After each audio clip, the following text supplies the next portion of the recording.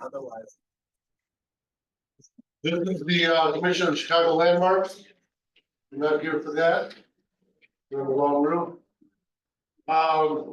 This is our regular meeting. Today's date is March 6th, Thursday, March 6th. I'll do the roll call. Commission members, Vice Chair, Commissioner Jekyll. Present. Commissioner Boatwright is on her way. Commissioner Burns. Here. Commissioner Fair. Here. Commissioner Punson. Here. Commissioner Rubin. Here. Commissioner Tolliver. Here. And I am Commissioner Wong. We do have a quorum. I'd like to ask anyone wishing to make a statement on today's agenda to complete a public comment card and give the card to a member of the staff. Our cards look like this. They're available at the door as courtesy to other individuals wishing to offer comments. We have some members of the general public. Limit your statements to 3 minutes or less. When the time comes to public comment on the individual item on the agenda, I'll call for the names and the cards and ask you to come forward. Well, there's no microphone. Where do you want the folks to go? Just wherever you stand up and be loud to make a statement. Please state your name and the interest organization or company you represent, if any. And Commissioner Boatwright is here for the record. First item on the agenda is approval of the minutes of the previous meeting from February 6th. That package was included in your packet. Any discussion on that by the commission? If not, I'd like to have a motion to approve the minutes of the February 6th meeting. Commissioner Fair, second. Second, Commissioner Burns. All in favor, say aye. Aye. Anybody opposed? The motion carries unanimously. I do want to make a note. Due to some very late submittals, item number 3, the preliminary landmark recommendation for the former Holy Angel School has been postponed for today's meeting. So we apologize if there's been any inconvenience to you. We will take it up at a later date. Item number 2 is a preliminary landmark recommendation for the Humboldt and Sacramento extension to the Logan Square Boulevard District in the 26th Ward. Primarily the 1600 to 1900 blocks of North Humboldt Boulevard, the 1000 to 1100 blocks of North Sacramento, and the east side of the 900 block of North Sacramento Boulevard.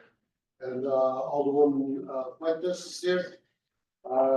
But Matt, you have the floor. Thank you, Chairman. Let's get our tech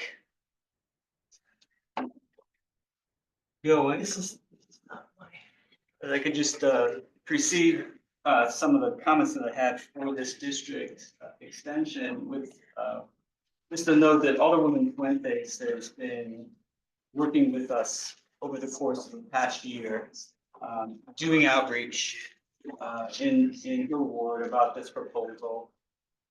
And that was part of your packet as well, what she's done. And we've also had strong support from Logan Square Preservation about this extension. They've been working on this for several years.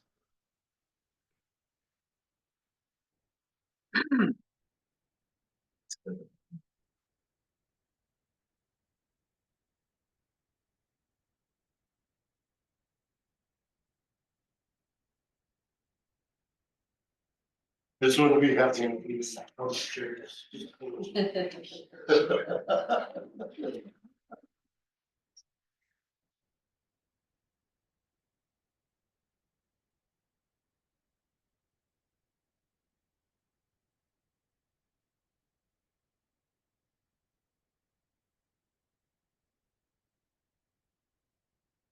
By the way, is there a Ruben? Helix? Yeah. Yeah, could you indicate which project you want to speak of? Landmark status for Humboldt Park. You wrote that over here, please. Appreciate that.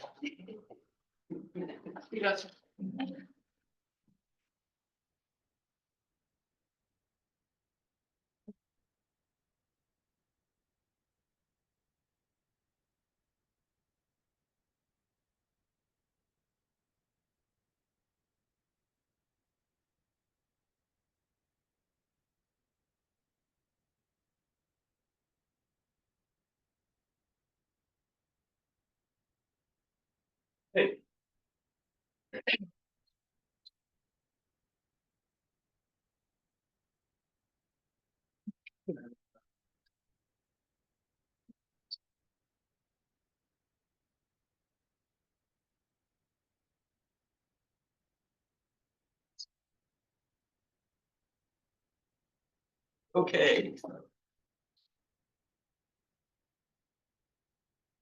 Here we go.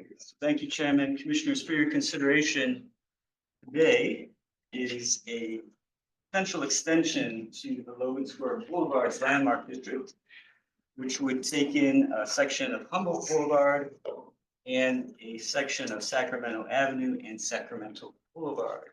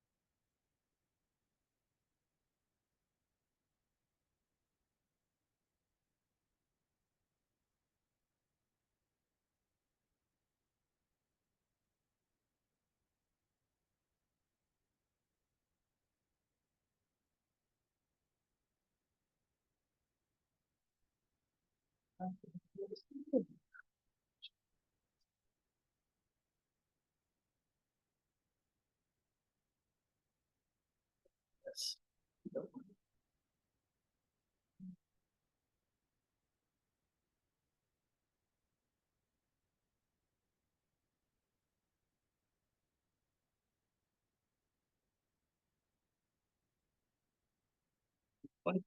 Next, next right. Yeah.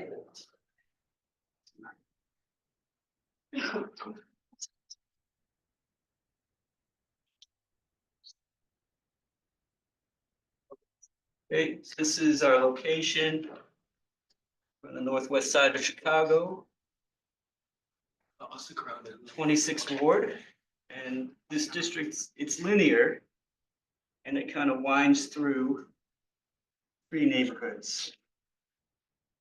So just for background, this is the existing Logan Square Boulevard's landmark district. And the southern boundary of that district stops at Cortlandt Street. What we want to do today is propose to extend it.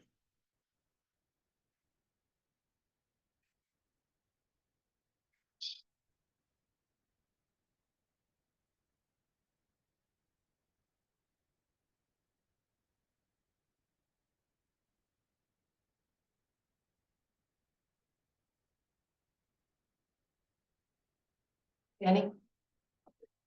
On the, can you help Matt? Sure. Thank you.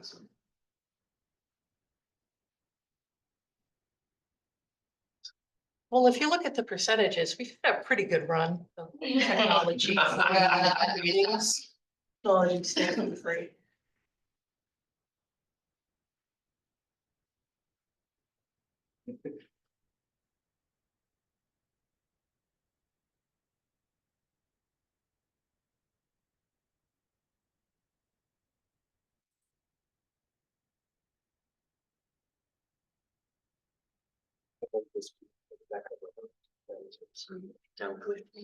Okay, all right, let's do this, let's do this, let's go to OneDrive. We're gonna download this file directly. Okay, we're gonna download this file. Let's go upstairs. Yeah, we have that, it should be a lot faster. Something good to the file. Oh, it's example.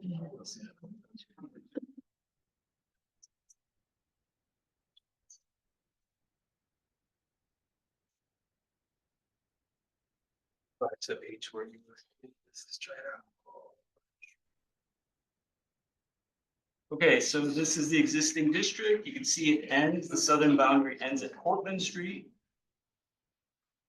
Just want to note that Chicago's entire Park Boulevard system, which was initiated in 1869, is listed in the National Register of Historic Places. That's something that we staff did over the course of several years and was finally completed in 2018. So the blue portion at the top of the slide here is the existing Logan Square district. You can see what we want to extend down to Humboldt Park and then further onto the south side of Humboldt Park itself. So this is the geography of what we're looking at. You can see at the top of the slide, the blue hatching is the existing district. What we want to do is extend down Humboldt Boulevard. And we take in about 3 blocks. We stop at North Avenue and then pick up again at the south end of the park on Sacramento Avenue, which is another 4 blocks. And then 1 block south of that avenue, the name Sacramento changes to Boulevard. We'll be picking up 1 block of Sacramento Boulevard. There's about 108 buildings here. The vast majority are residential. 90 of those are historic. We recommend to be contributing to the landmark district. In terms of criteria,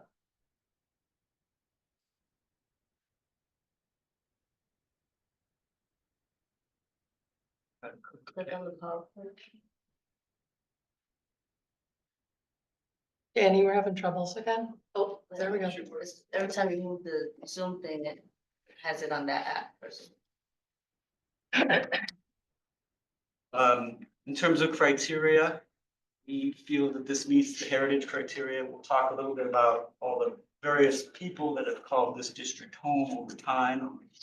In terms of architecture, like I said, it's mostly residential buildings from the late 19th, early 20th century. You'll see that there's layers. The first layer is single-family residences. As land values increase, we see more intensive historic development.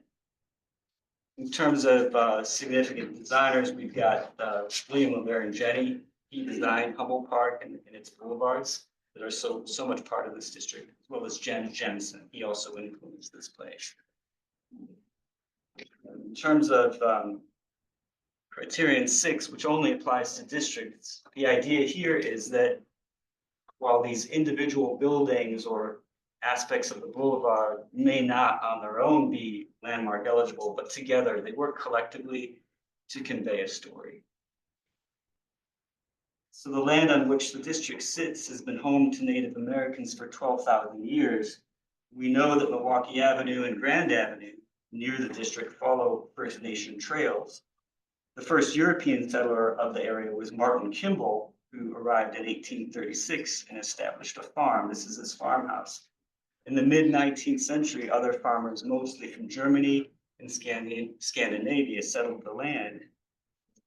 Kimball also helped establish the Jefferson Township, a civic government of the rural land, which was then well outside the boundary of the city. In this clipped map of the township, which I've overlaid blue to mark the district that we're talking about, you can see the beginnings of residential development occurring. This is from 1869, I think. Second thing that's interesting about the picture, it shows the green outline of what would become Humboldt Park and its boulevards. What's interesting, at the time of this map, that land was still privately owned. So as lightly developed areas like Jefferson Township like this were poised for urbanization, civic leaders fortunately had the foresight to plan to acquire parks and boulevards and acquire this privately owned land, but you can imagine it took time. In 1869, the state of Illinois chartered agencies to do that acquisition and began planning the city's park boulevard system. Of importance to this district is the West Parks Commission, which tasked William LeBaron Jenney to design 3 large parks and connecting boulevards. This was Jenney's 1871 plan for Humboldt Park. In addition to the park itself, shows the landscape Humboldt Boulevard outlined in blue at the top of the plan, and the Sacramento and Avenue and Sacramento Boulevard section outlined in blue in the bottom. This is where the landmark district that we're talking about exists. These landscape boulevards were intended, the park was obviously a huge amenity, but the boulevards were also intended to attract high quality residential development. They did successfully. As we all know, Jens Jensen was a contributor to Humboldt Park. He lived in the district, as we'll see in a minute. He contributed to the park's design from 1905 to 1920. This is Humboldt Boulevard viewed from the 606 trail. You can see that there's a wide center drive flanked on either side by 60-foot wide greenways. On either side of these greenways, you have the service drives, 25 feet wide, were meant to accommodate deliveries and local traffic, and they still function this way. Like most of our districts, we have waves of immigration that help drive development. Particularly in the first wave, we have Germans and Scandinavians at the turn of the 20th century. In the 1920s, there was a really substantial Jewish community that lived in the district. In addition to Europeans, since the 1960s up to today, the district and the larger Westtown and Humboldt Park neighborhood has been home to Chicago's Puerto Rican community. We recently designated the Puerto Rican flag sculptures as a Chicago landmark. They mark Division Street, or Paseo Boricua, the economic and cultural spine of Division Street, which passes through part of the district. Mass transit also helped the district develop. This photo shows the Humboldt Park branch of the elevated. No longer exists, but it really helped drive development of this district. One thing interesting about the photo too, the boulevards were paved with better quality materials. And you can see that very clearly in this photo. In the foreground is North Avenue. And then in the back, we're looking up on Humboldt, which had what was called macadam paving. It was an early form of asphalt. You know, in the course of doing research on places, sometimes we just stumble across people or things we didn't know. So in doing our research on the district, there were some interesting people that turned up. There was Cubs pitcher Big Ed Rulbach, who lived in a 2-flat at 1721 North Humboldt Boulevard. It's kind of surprising from our perspective in time that a professional ball player would live in a 2-flat, but he did. And he helped the Cubs win the World Series in 1907 and 1908 when he lived in this flat.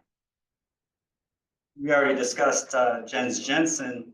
He lived in this building, which is a 2-flat, which is it was 100 yards from his office at Humboldt Park. And there's L. Frank Baum, who wrote The Wonderful Wizard of Oz in 1899 while he resided in the house in the district, though that no longer survives. The location is marked with this artwork and yellow brick paving in the sidewalk. And finally, there's Nellie Carlin. She was a pioneering attorney. She did not live in the district, built this 2-flat. She built flats all over town, kind of a developer of sorts. But she was active in the suffrage movement and was president of the Women's Bar Association in Illinois. So to get to the buildings themselves, what you see is a spectrum of housing and a layering of development for what was primarily working in middle and upper middle class families from the turn of the 20th century. The earliest buildings are single family wood frame houses like this group on Humboldt. They likely predate the area's annexation to the city in 1889 because they are wood. And after annexation, we had to have fireproof masonry construction, which you see here. In these single-family houses from the 1890s. The one at left is one of the best houses in the district. It was built by a Swedish-born mason as his family home. By the 1910s, you start to see these brick houses appearing, and gray stones were apparently becoming less popular. Interesting example of classical revival at the left, the Queen Anne in the middle, and a Romanesque at the right. Even as single-family houses were being built, they would soon be overtaken by flat buildings due to rising land costs. This photo from left to right shows 1857, 1853, 1851 North Humboldt Boulevard in the district. The same group today. These were built by a Swedish woman, Anja Andersson, as investment properties in 1896. We all know about Greystone, two flats in Chicago. There are also some good brick examples in the district, like these two. Beginning in the 1910s through the onset of the Great Depression, new construction in the district tended to be larger apartment buildings that reflect the increasing popularity and land values in the district. The configuration of these apartments include Chicago classic corners, courtyards, and common corridors. This slide shows a classic example of a corner apartment building holding the intersection at Sacramento and Division. Its projecting window bays, articulation, impediments were a design that tried to make the building fit into its context of smaller buildings. Classic Chicago courtyard apartment building on the boulevard from 1925. And this is an example of a common corridor apartment building on Sacramento with its central entrance and a double loading corridor, which was a feature of this type.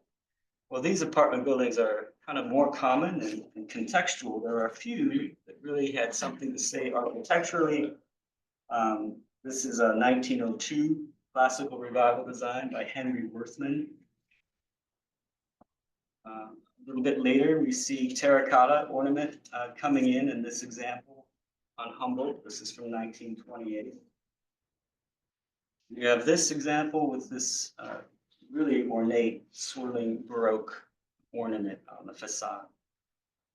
It's mostly houses, but there are some houses of worship. This is B'nai David Ohab Zedek, a former synagogue for Hungarian and Russian Jewish community. It was designed in 1919 by David Saul Clafter. He was a member of the temple and he lived in the district, which also reflects the large Jewish population that existed here at one time. Right next door to the temple is this Gothic Revival church from 1922, which now serves the Spanish speaking congregation. And the last of the three churches in the district is this Bethany Presbyterian from 1900, recently adapted to apartments with the contemporary addition to the building at right. In terms of integrity, we think the building meets this criteria. You know, for houses of this vintage, have some before and after. What we find is, you know, changes to the roof line and parapets that are, you know, obviously most parts of the building that are most exposed to weather. We also see changes to windows, obviously a very common situation for buildings of this age. There's also some new construction in the district, not much, and it doesn't really diminish the district's ability to convey its story. So in terms of significant features, we recommend all exterior building elevations, including roof lines visible from the public right of way and the landscape boulevards within the district. Again, I'm here to answer any questions. Alderman Fuentes is here. She's done a remarkable job in terms of outreach that began a year ago. Thank you. Thank you, Matt. Does the commission have any questions for Matt? I have a question, Matt. Picking up on your last comment about the Alderperson's office doing outreach, I'm curious how, the outreach that's happened in the past year with property owners and residents compared, is it typical or atypical of generally what's happened with other districts that we've looked at expanding, and or potentially making a district for the first time? Yeah, this is the best practice, what the Alderwoman has done in taking time and discussing it publicly over the course of a year is something that I would say is your best way to proceed. And the elders do this in partnership with us. We show up at the meetings, we're the subject matter experts. We have to answer questions about both the benefits and the burdens of what a landmark district would mean for them. So this is the way to do it. That's great, and I really appreciate the information that your office provided in terms of who came to meetings, when they were. That was really nice to see. Just curious about how it compares, so thank you. Any other questions for that? Floor is yours. Thank you. I want to thank the commission for gathering today to consider this item. When I was elected into office, there were 3 priorities for me.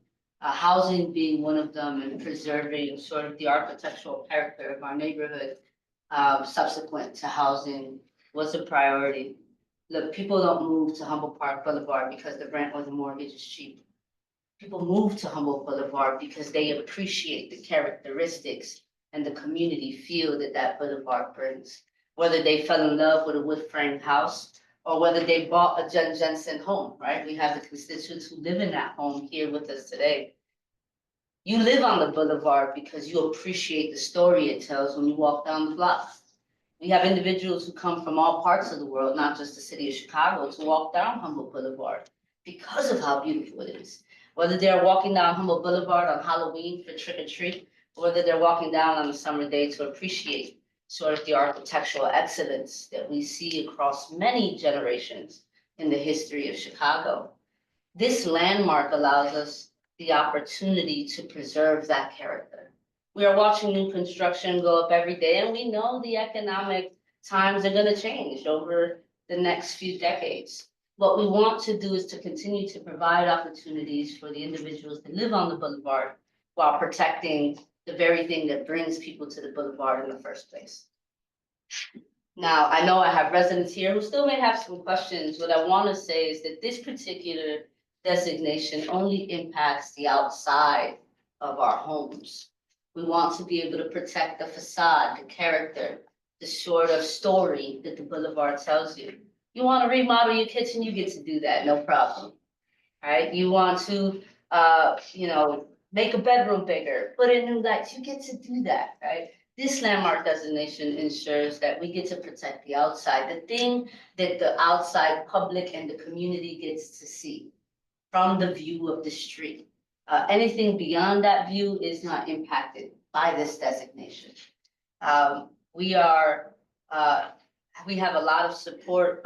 We have given it to all of the commissioners that sit on this commission, the Puerto Rican Cultural Center, Pico Dyke, one of the churches that we see here, are in support of this designation because they also understand how important it is to preserve the character of this boulevard.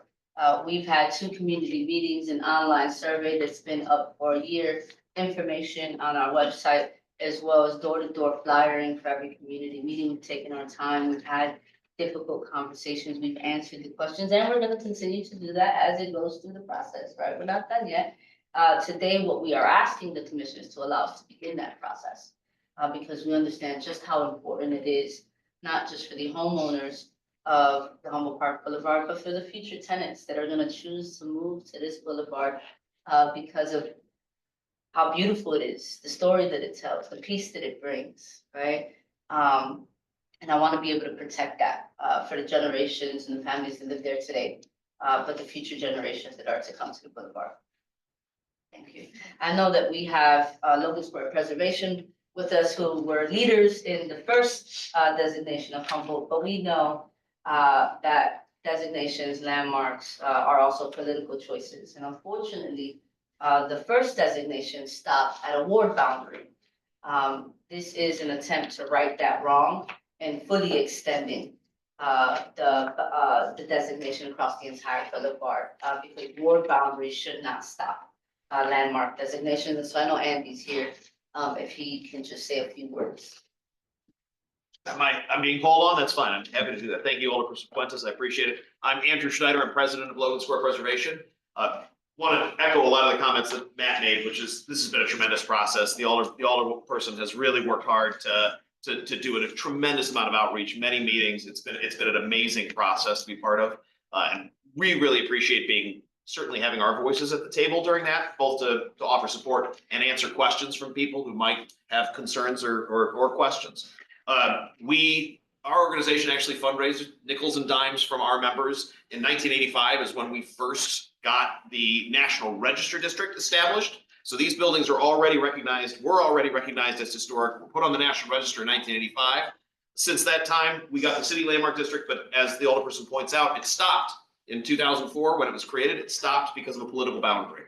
So being able to extend that so that it's contiguous with our National Register District is just amazing. And then there was further outreach along the city's efforts to further designate the park boulevards beyond that.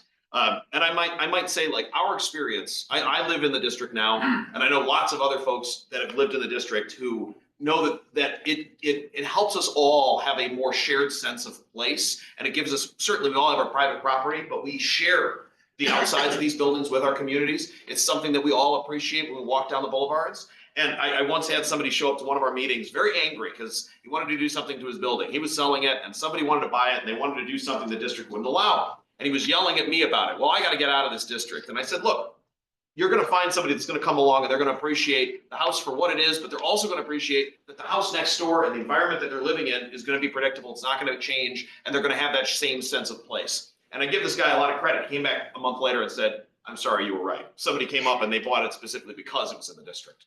So it's living in the district is a privilege. It's an opportunity. It's one that we're happy and we certainly hope to share with neighbors further south on Humboldt and Sacramento. And thank you very much. Really appreciate the alderperson. Multiple successive administrations. This alderperson has been the one that has made this process go so smoothly and worked so well and done tremendous outreach. So thank you very much. And thanks to the commission for hearing it and the staff for all their hard work. Thank you. Thank you. Does the commission have any questions or? Can you do this in every? Strictly after the city. You're like, you're killing it. Unfortunately, I represent one of the civic part of the city. But you can go on a tour.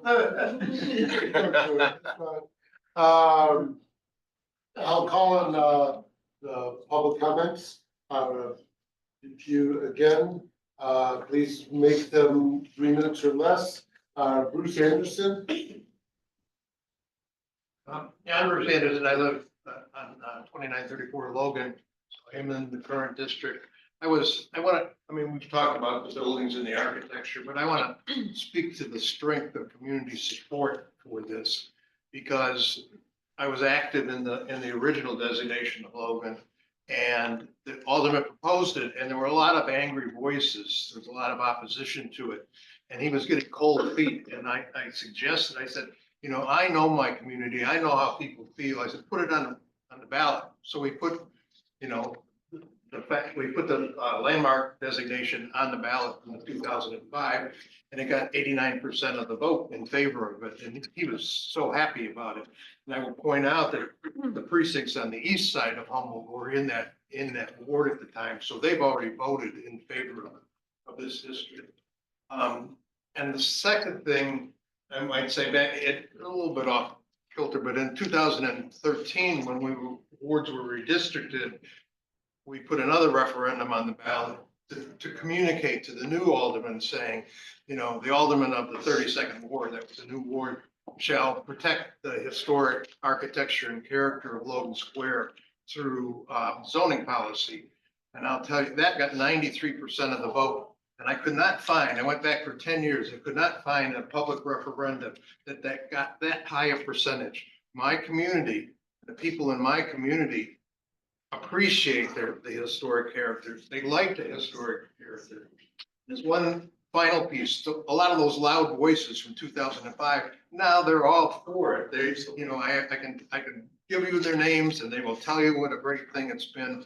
And it has been good even for new construction. We've had 3 or 4 in the last 5 years. People come in and want to renovate the buildings and they come, it's provided this community feedback where we've talked to them and we haven't had any very difficult conversations. In the end, they appreciate, you know, like Andy says, they appreciate what they're buying and why they're buying. So, thank you. Thank you. Ward? Yes, hi, Ward Miller, Richard H. Treehouse Executive Director of Preservation Chicago. I also live in the district and was very instrumental with some of the other individuals that have spoken about the original landmark district. So I'm in that section of the district, but very much support the extension through Humboldt Park. When we all came together to work on the first district in 2000, we actually started in year 2000. We finally got that in 2005. It was a challenge, and you heard about the ballot measures and the referendums, but it has been a very successful outcome. People have moved to the neighborhood just because of the historic character, because of the landmark district. It's really set a new precedent, and also a sense of great pride throughout that district. So the original district was also part of a National Register district that predated the city's Boulevard district, the 26 miles of Boulevard district. And unfortunately, it did stop at Cortland.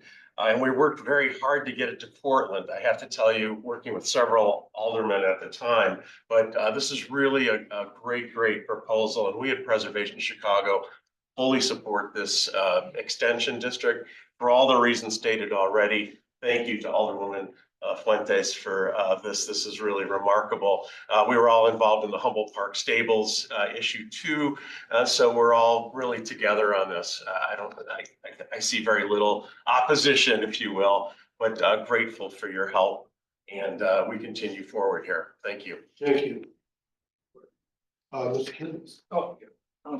Ruben Keyless, we live in the 1141 Sacramento. John Jensen, huh? Jen Jensen, we didn't know that, so they came to our door and said, we're gonna put something in front of your house.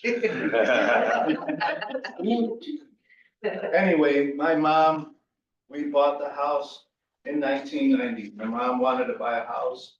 She wanted a Chicago gravestone, so I support, you know, we've always loved the buildings. So I was 19, my sister was about 13. And my mom said, I found it. I'm gonna take you over there. And we went and we sat in front of a vacant building with no windows, graffiti, bullet holes and everything. And I was excited. My sister cried. And she said, you're not gonna move us into this. Yes, I am. There was gangs, our neighbors, we got along with everybody because we came from Wicker Park. That was horrible back in the day. But it was mainly our family that was horrible.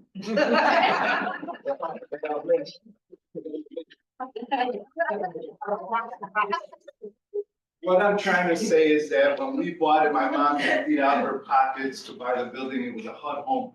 You had to pay for it cash. Right? So with $60-something thousand, and then imagine all the money that we had to put into it. Me, my sister, my mom, for hours.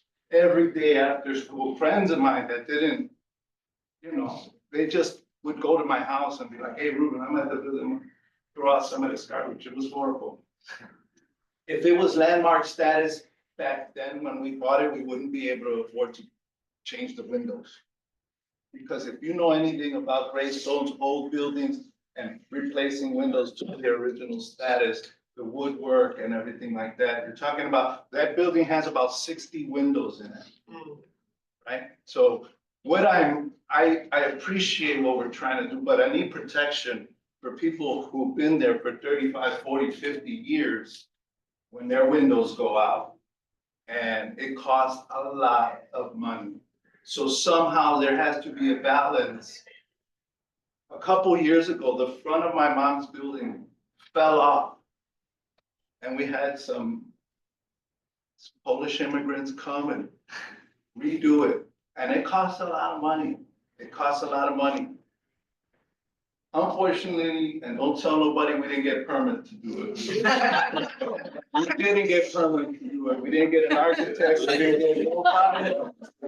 Yeah. Right there. That's another, right? But it was done. It was done, it was expensive, and it was something that we needed to preserve. Just like any building on that block needs to be preserved, so that way, you know, just some shiny work. But otherwise, so we're kind of like this, you know? And that's about it. Thank you. Nobody else has signed up to speak. Any further comments or final comments from the commission? Just maybe a question that I was trying to see if I can answer on my own, but just curious about the border at the south of the proposed extension. What's the logic around Walton Street and if there was any value in going on with that, right? We looked at going all the way down to Grant, and that was the intention, but here again, the issue is political. Sure. There's a ward boundary there, and Well, that's right. Alderwoman Fuentes reached out to her colleague and didn't want to. This is- Right, here's that. Well, thank you, everybody. We've heard everything. No further discussion. I'd like to request a motion to adopt the preliminary landmark recommendation for the Humboldt and Sacramento extension to the Logan Square Boulevard District. Is there a motion? So moved. So moved by Commissioner Tolliver. Second. No, that was me. Oh, I'm sorry. Resident of the Sorry. ward. Commissioner Burns, sorry. And a second by Commissioner Jenkins. I'll do the roll call. Commissioner Boatright? Commissioner Fair? Yes. Commissioner Bumpson? Yes. Commissioner Rubin? Yes. Commissioner Tolliver? Yes. And I am a yes as well. The motion carries unanimously. Congratulations.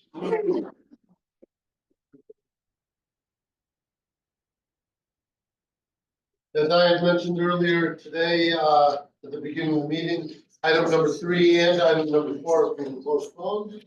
Item number 5 is the Class L property tax incentive, the application for the Harris Trust and Savings Bank located at 111 West Monroe Street in the 34th Ward, and Alicia is here.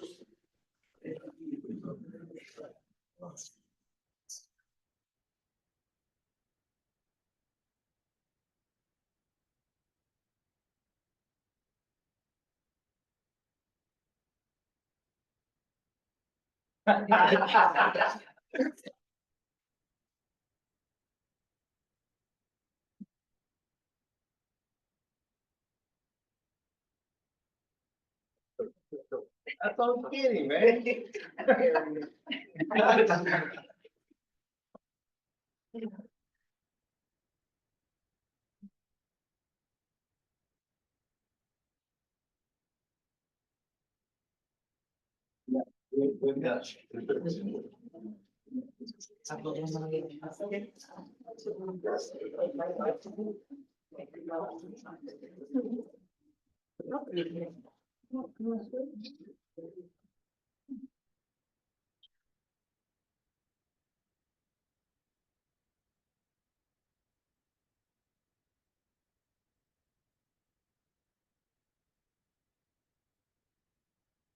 Commissioners, the project before you is an adaptive reuse of the former Harris Savings and Trust Bank building as part of the department's LaSalle Corridor Revitalization Initiative.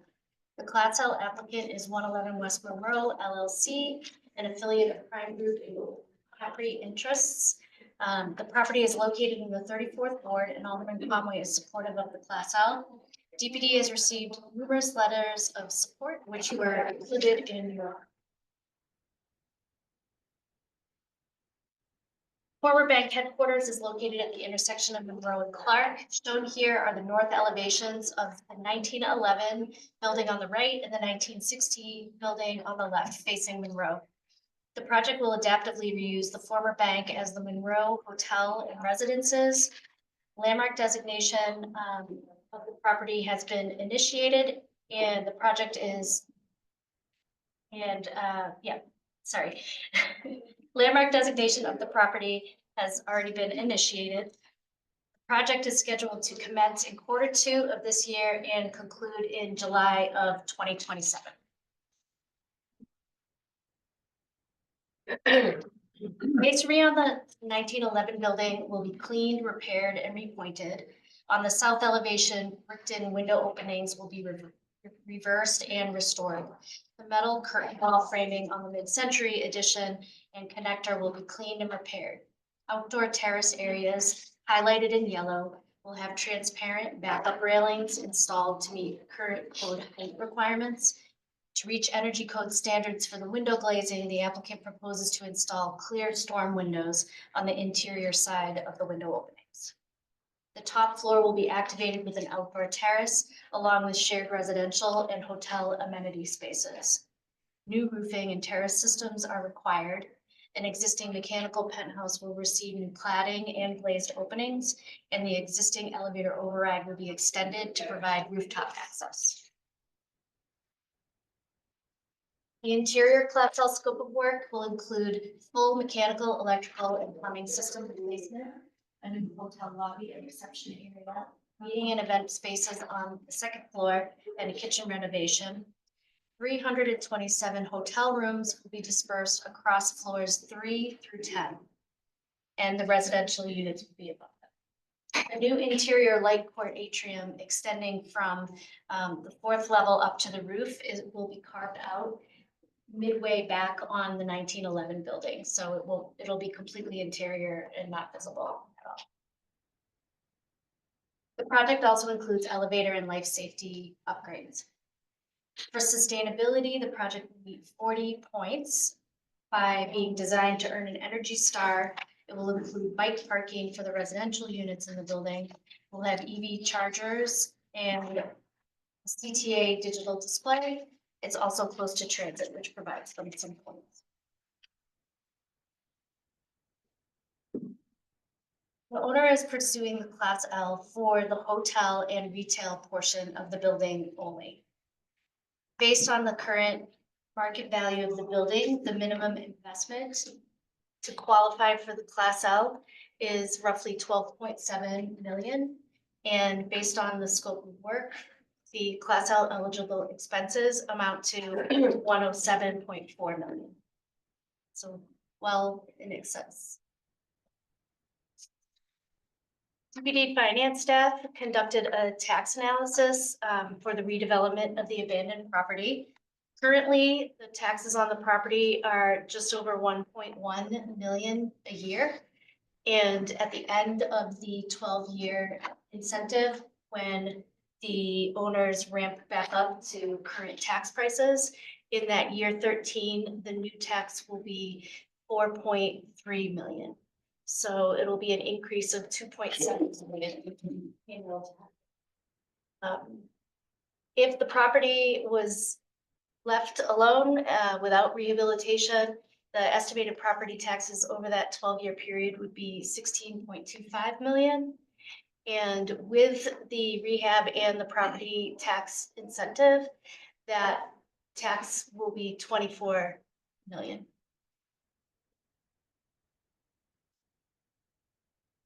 Staff recommends approval of the Class L application, which would then advance for introduction of the Class L ordinance to City Council. This concludes my presentation. We do have representatives of the project team here. Bridget O'Keefe is the project attorney, and then Jeff Braden is with Prime Group. Thank you, Ed. Does the commission have any questions for this? Bridget? Good afternoon, Commissioners. Bridget O'Keefe with Marshall Brown. I'm here today on behalf of 111 West Monroe LLC, which, as I stated, is a joint venture between the Prime Group and Big Capital. We have representatives of each entity. Primos here from Free Capital, and Jeff Braden is here with the Prime Group. We are very excited about this project, which is really going to be a significant investment in the LaSalle Street Revitalization Program. We greatly appreciate all the help we've received from Landmarks and the different advocacy groups that have sent letters in support of the project, and we would greatly appreciate your support. we're here, we have a whole team of people here to answer any questions y'all may have. Thank you. Any questions for the applicant? Questions regarding, no questions regarding the code law? Just.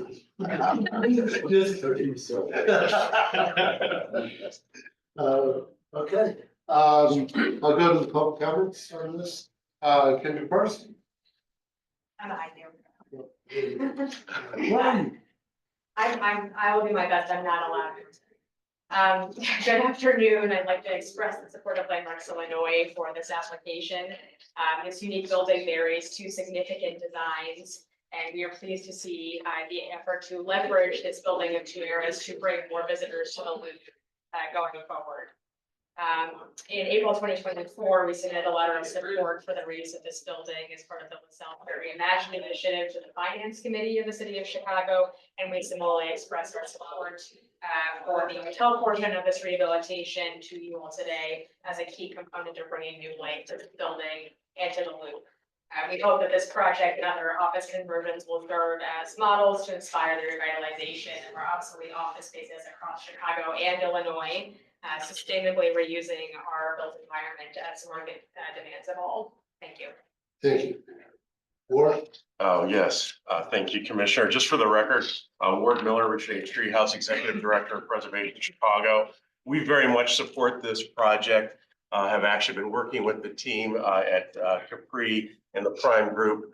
We're very supportive of the landmark designation of these two buildings, now sort of co-joined into one idea, and a redevelopment proposal that's part of the LaSalle Street revitalization project. A really wonderful project indeed. So we very much support this. I just want to mention that this week we announced our Chicago 7 most endangered buildings in Chicago. Several of them are landmarks, but I want you to know that several years ago, when these buildings were emptied out, or there was talk of the BMO Harris Tower going up in the West Loop, we were very concerned about these buildings on Monroe Street, especially 111, the historic one, as it was so critical to LaSalle Street. Harris Bank was such a major component to our city that we were actually considering these buildings for our Chicago 7 list once upon a time, and grateful for the Prime Group and Capri Capital and their partners to come forward and buy these buildings and suggest this redevelopment project. So we're really very much supportive of this effort, supportive of the Class L designation and the tax programs that come with it, as well as a strong supporter of the landmark designation of the two buildings. So thank you so much. Thank you. That's it. You are silent to speak. Therefore, I'd like to request a motion to approve the recommendation of the City Council for the Class L property tax incentive for the Harris Trust and Savings Bank. It is moved by Commissioner Calver. Is there a second? Second. Second by Commissioner Rubin. Commissioner Jackwitz. Yes. Commissioner Boatright. Yes. Commissioner Burns. Yes. Commissioner Fair. Yes. Commissioner Ponce. Yes. And I'm a yes as well. Motion carries unanimously. Congratulations. Good job.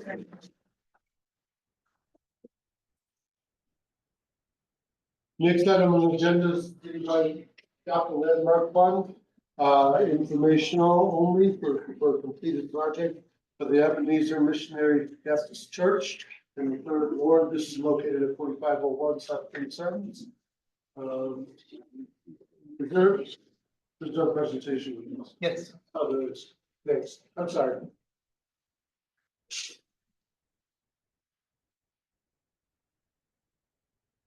Good afternoon, Commissioners. For orientation, Ebenezer Missionary Baptist Church is located at 4501 South Vincennes Avenue, which is in the Grand Boulevard community area and the third ward. For a little background on the process, Ebenezer Missionary Baptist Church was one of 12 Adopt a Landmark projects selected from the 2021 Adopt a Landmark funding round. At left is a current image of the church building, and on the right, for neighborhood context, is the precise location of the building, which is located at the southeast corner of South Vincennes Avenue and East 45th Street, as represented by the red star. Constructed in 1899 and designed by Dankmar Adler, the building was originally a synagogue known as Isaiah Temple, but has been the home of Ebenezer Missionary Baptist since 1921. The building's rich history includes being known as the place of the first modern gospel choir in 1931, thanks in part to Tommy Dorsey. Among the many gospel singers who performed at Ebenezer was Mahalia Jackson, known, of course, as the Queen of Gospel. The building was designated a Chicago landmark in 2011. Overall, the adopted landmark scope of work for the project included significant masonry, eaves, and roof work, three main critical exterior envelope components that were identified from an assessment of the structure made by Wiss Janney Elsner in 2021.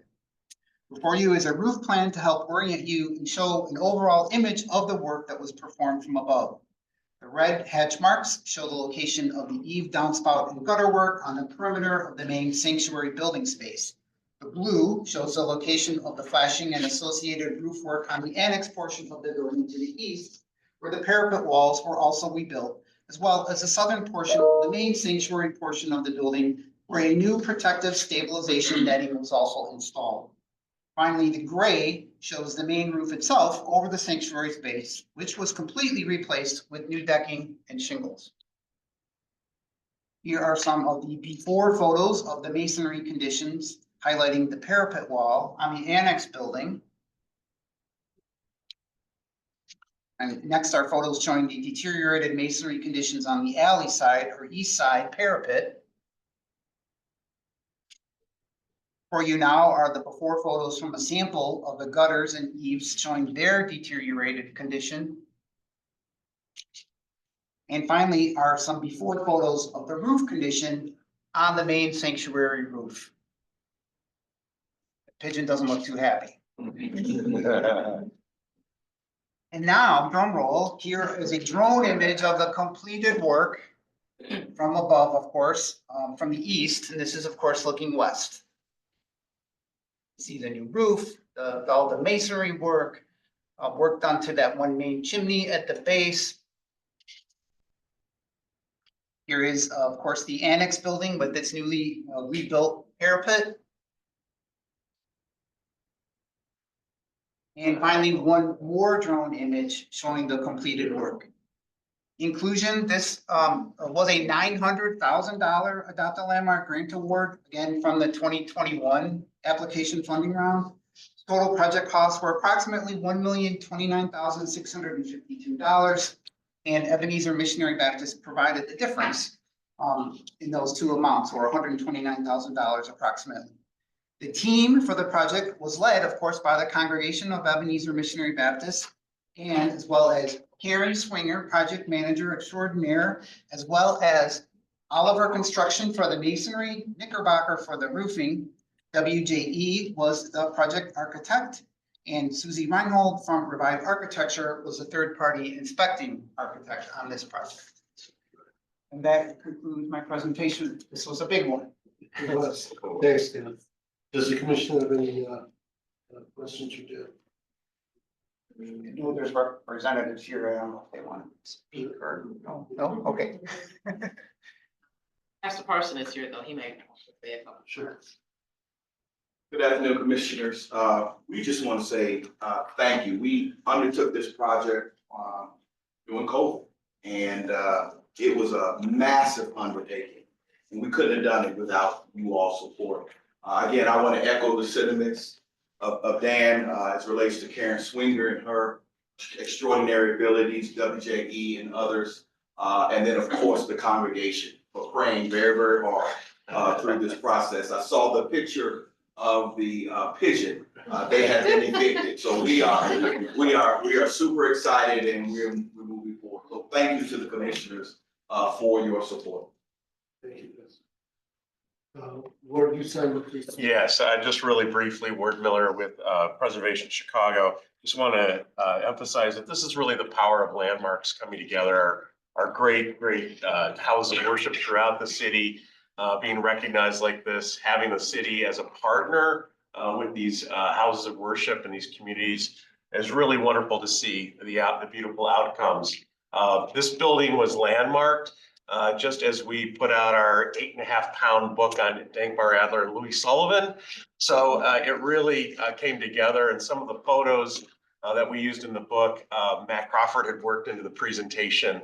That was a 50-year project, and this is one of Dankmar Adler's one of his last commissions. It still stands, and a really remarkable church, formerly a synagogue, and it really does make us all proud to say that this is a landmark and one of our great treasures of Chicago and perhaps the world too. So thank you for your dedication to this building, pastor and community. This is a really remarkable structure, and so proud to see it part of Chicago's landmark group, if you will. Thank you.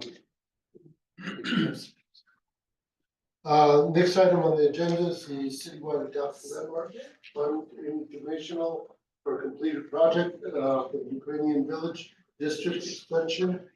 This is in 36th Ward, 2238 West Rice Street, and 835 North Oakley Boulevard, and the St. Nicholas Ukrainian Cathedral.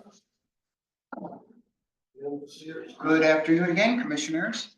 For orientation, the St. Nicholas Ukrainian Catholic Cathedral is located at 835 North Oakley Boulevard within the West Town community area and the 36th Ward. For a little background on this one and this process, the St. Nicholas Ukrainian Catholic Cathedral project was one of 13 Adopt a Landmark projects selected from the 2023 Adopt a Landmark funding rounds. This is one of our brand new ones. At left is a recent image of the church building, and on the right, again for neighborhood context, is the precise location of the building, which is located at the northeast corner of Oakley and West Rice Street, as represented by the red star. For a little background, the St. Nicholas Catholic Cathedral was completed in 1915. The design for the building blends Romanesque, Byzantine, and vernacular Ukrainian styles of religious architecture. In plan, the cathedral follows the shape of a basilica. Designed by the partnership of Wardman and Steinbach, the building deploys high-quality building materials such as ornamental brick, stone, copper, mosaic, and stained glass, which exhibits a high degree of craftsmanship. Perhaps most striking, the multiple onion domes of St. Nicholas are prominent visual landmarks within the Ukrainian Village neighborhood. It's a contributing building within the Ukrainian Village District Extension, which was designated a Chicago landmark in 2007. As for the proposed project, the Adopt a Landmark work focused on the rose window on the building's south facade, which is Rice Street. Specifically, the Adopt a Landmark project consisted of the complete restoration of the 18-foot diameter rose window, 18 feet. The work involved carefully removing the individual stained glass sections of the window and cleaning, repairing, and reattaching them back into a newly fabricated steel frame system. A new copper cladding was applied to the steel frame system, replicating the original wood, which had largely rotted in size and profile. Other work included associated masonry and minor interior plaster work. Finally, the work included the installation of a protective plate glass system over the stained glass pieces.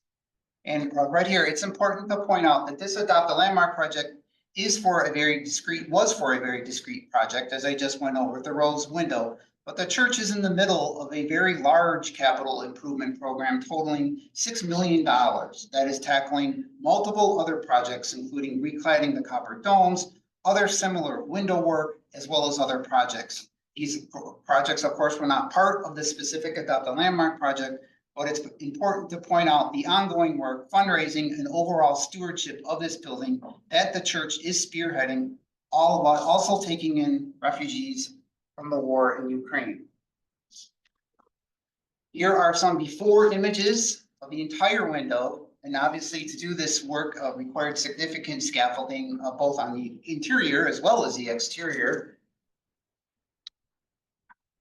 And here you can see some before photos of the damaged and rotted wood frames on the rose window from multiple image points. That image on the far lower right is one of a sample piece of stained glass to give you a sense of how each of the pieces were documented, salvaged, disassembled, cleaned, and reassembled back, built back into the new frame system. 1,500 individual pieces of glass, if I didn't mention that. And now here is the final product with the window upon completion.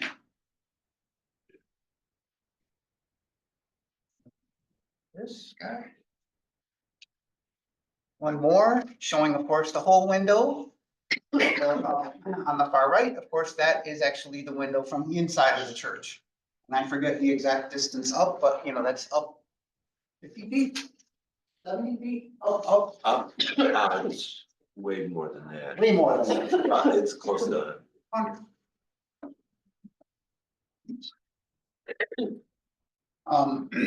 So in conclusion, this was a $250,000 Adopt a Landmark grant for a project that cost approximately $314,139 in the end. And of course, the church paid the difference between those two amounts. Finally, I want to point out that the team for this work included not only the congregation of St. Nicholas, but LK Architects, which was a project architect, Berglund Construction was a contractor, and the Prado Regali was the window restorationist. Finally, Susie Reinhold from Revive Architecture was actually also the third-party inspecting architect on this project as well. Thank you. And that concludes that presentation. Does the commission have any questions for Dan? And if not, would you all like to make that comment? my name is Nestor Popovich. I, along with Father Pablo and Solana and all that, we represent the St. Nicholas Ukrainian Catholic Cathedral. And as the Reverend before us said, just simply are here to say thank you to the commission, the Adopt a Landmark Commission, and the support that you've given us, especially through Mr. Kleber. That support, you know, I'm not here to tell you the process is lengthy. It's very difficult for us to go through it. So we want to thank Mr. Kleber for being there to support and clarify issues that we needed to do. So this entire project it has been started about 5 years ago. This project about a year ago and completed officially today. It's more of a labor of love. I mean, for me, I'm an architect and I'm a lifelong parishioner of St. Nicholas Cathedral. And as we all are. And there's something about it to see the before and after and the beauty that we try to maintain with historically accurate replication of the details. So in sync with the Adopt a Landmark values, we thank you again for this opportunity. And thank you. I don't know if anyone else Does wants the to. commission? Father. Yes. I'm Father Pablo. I'm new pastor in St. Nicholas Cathedral. Yeah, for me it's unbelievable and amazing. We have a very good team that we work together. Thank you, the city that help us, because you know it's so expensive project. It's most expensive project on our church on our world. So St. Nicholas Cathedral. So help you that you help for us to renew the one so important window in our church. We call the window in the church, it's window to the heaven. Thank you for that. Thank you. Commission have any questions? If not, also Patrick, you signed up to speak. Yeah. Hi, everybody. Patrick Rossi speaking on behalf of Preservation Chicago. You know, similar to the last agenda item, we really just want to express our appreciation and gratitude for another incredible project. Especially want to applaud everybody involved, city staff, the project team, but especially the church stewards and your parishioners. You know, this is the kind of project that maybe a different parish or a different building owner might say, you know, it's a little too complicated, it's a little too expensive. Maybe we could salvage this window, maybe return to it some years down the road. But you guys didn't do that. You took the time and the effort to really painstakingly bring it back to life. The city recognized the value in doing that. And I think it's really a testament to the value of the Adopt a Landmark program, which staff can correct me if I'm wrong, unfortunately, is more left on pause at the moment, or maybe not. But we're hoping it can really sort of begin or resume in earnest, whatever its current status, because you just saw two incredible examples of what that program's doing for Chicago. So Preservation Chicago just thanks everybody involved. Thanks for your time. Thank you. And if I could just say, it's been wonderful working with St. Nicholas Cathedral on this project. Thanks, Warren. That's it of the items. We're going to firms review committee reports. And Commissioner Hess. Thank you, Chairman. Permanent Review Committee reviewed 3 projects at its February 6th, 2025 meeting. All 3 projects were approved with conditions. And the report summarizing the scope of the proposed projects and committee's decision was included in your packets, and this report is for your information for the record. Thank you. Emily? Thanks, Chairman. For the month of March, staff approved 99 permit applications, a total of 127 reviews were performed by staff, with the average number of days to issue a 21 correction being 5.7. Thank you. Any questions of the commission? No? Okay. Final item here is the announcement of the Chicago 2025 Preservation Expo. Last year was amazing. So go this year, Monday, May 19th, 2025. From 4 to 8 at the Chicago Cultural Center at 78 East Washington Street. This also includes the 25th edition of the Preservation Excellence Awards. Free tickets will be available for the public at 10 a.m. on Friday, March 14th. For additional information, log on to chicago.gov/preservation-month. And there being no further business, I'd like to request a motion to adjourn. I'll move. And second, all in favor? All right, nobody opposed? This meeting is adjourned. Thank you. Yes, sir. Adam. Oh, Adam. Okay. Nice to meet you. And I heard your name, I was like, of course. We need to. His father.